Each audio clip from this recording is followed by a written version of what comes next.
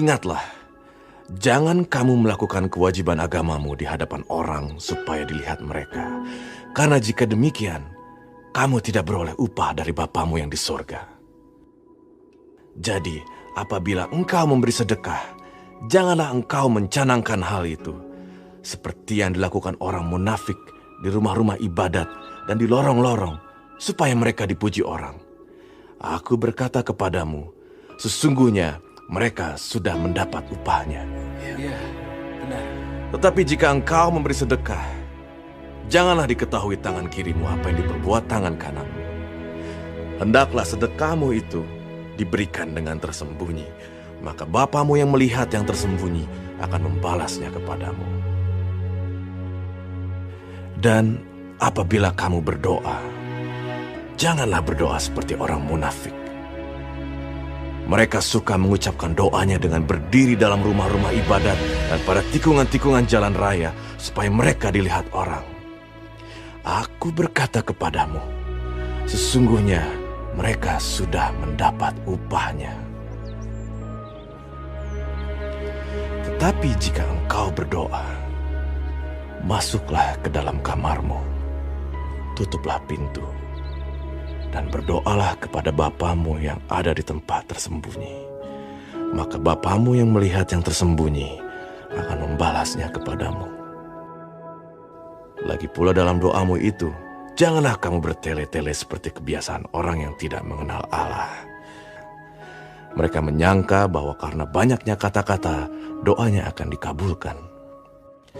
Jadi, janganlah kamu seperti mereka, karena Bapamu mengetahui apa yang kamu perlukan sebelum kamu minta kepadanya. Karena itu, berdoalah demikian. Bapa kami yang di sorga, dikuduskanlah namamu.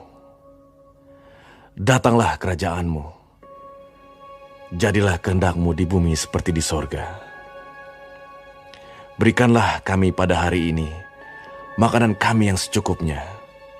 Dan ampunilah kami akan kesalahan kami, seperti kami juga mengampuni orang yang bersalah kepada kami. Dan janganlah membawa kami ke dalam pencobaan, tetapi lepaskanlah kami daripada yang jahat. Karena Engkaulah yang mempunyai kerajaan, dan kuasa, dan kemuliaan, sampai selama-lamanya. Amin. Karena jikalau kamu mengampuni kesalahan orang, Bapamu yang di sorga akan mengampuni kamu juga. Tetapi jikalau kamu tidak mengampuni orang, Bapamu juga tidak akan mengampuni kesalahanmu. Dan apabila kamu berpuasa, janganlah muram mukamu seperti orang munafik. Mereka mengubah air mukanya supaya orang melihat bahwa mereka sedang berpuasa. Aku berkata kepadamu, sesungguhnya mereka sudah mendapat upahnya. Tetapi apabila engkau berpuasa, minyakilah kepalamu dan cucilah mukamu, supaya jangan dilihat oleh orang bahwa engkau sedang berpuasa, melainkan hanya oleh Bapamu yang ada di tempat tersembunyi. Maka Bapamu yang melihat yang tersembunyi akan membalasnya kepadamu. Janganlah kamu mengumpulkan harta di bumi. Di bumi ngengat dan karat merusakkannya, dan pencuri membongkar serta mencurinya.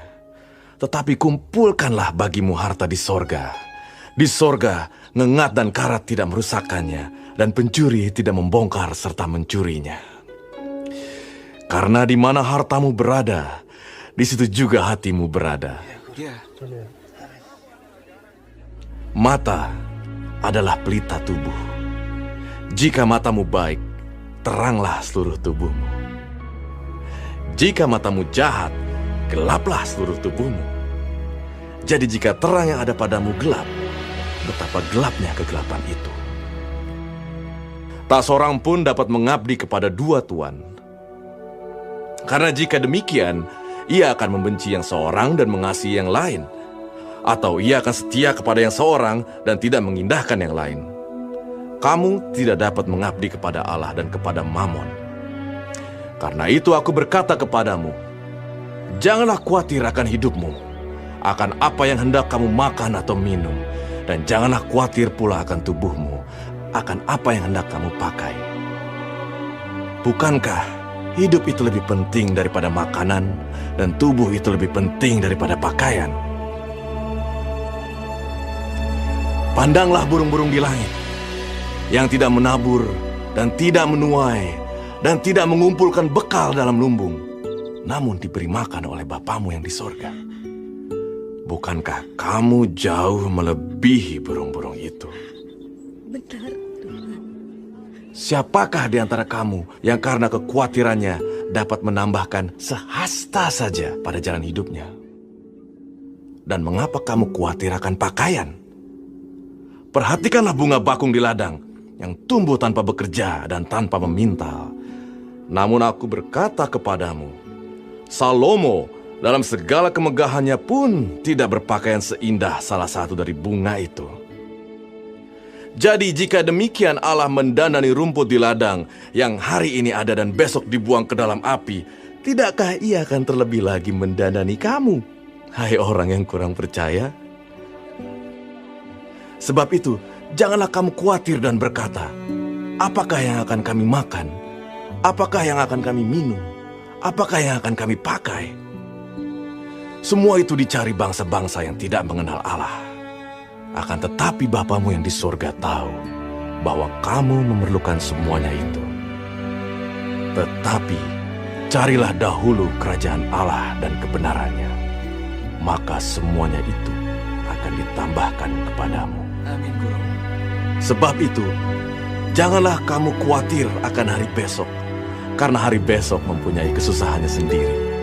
Kesusahan sehari cukuplah untuk sehari.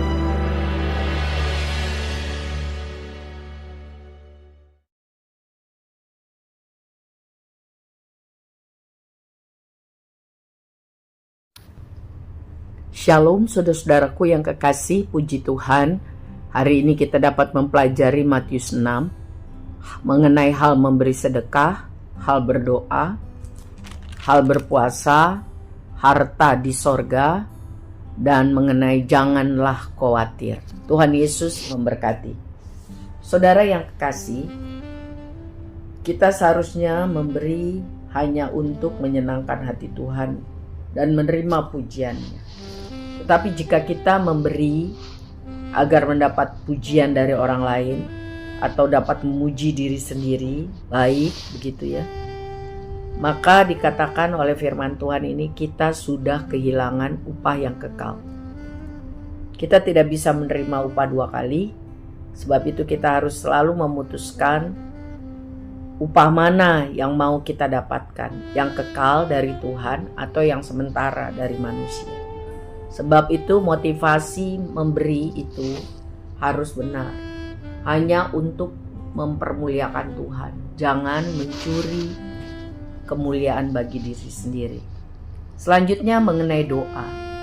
Doa kita di depan umum hanya akan sebaik doa pribadi kita.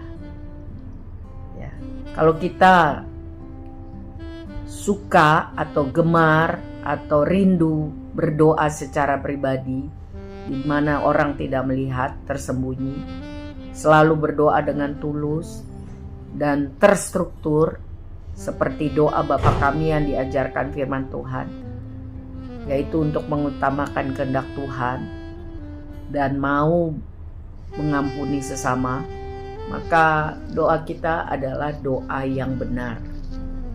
Selanjutnya mengenai harta benda. Memang benar kita memerlukan harta benda selama kita ada di dunia ini untuk hidup, ya.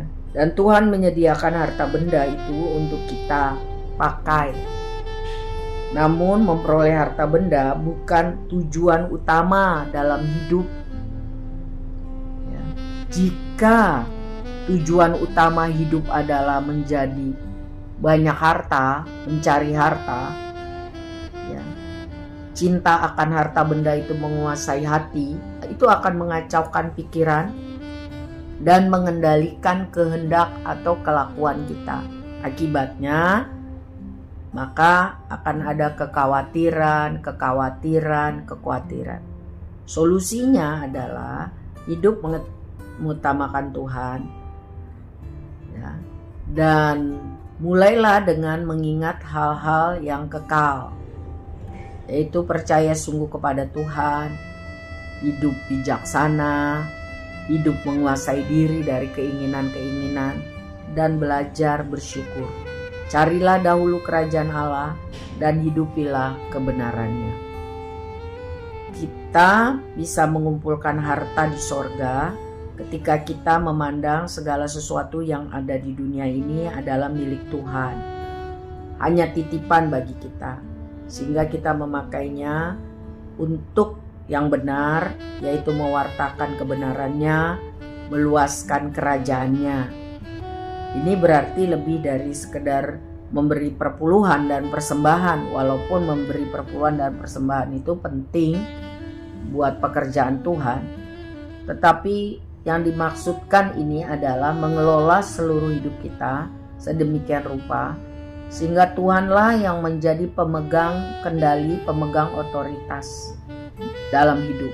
Dan satu-satunya keinginan kita hidup adalah hidup mempermuliakan Tuhan. Ini adalah rahasia hidup yang utuh dan bebas dari khawatir. Masalah boleh datang, tetapi firman Tuhan hari ini dari Matius 6 mengajarkan kita rahasia hidup bebas dari khawatir. Tuhan memberkati kita. Amin.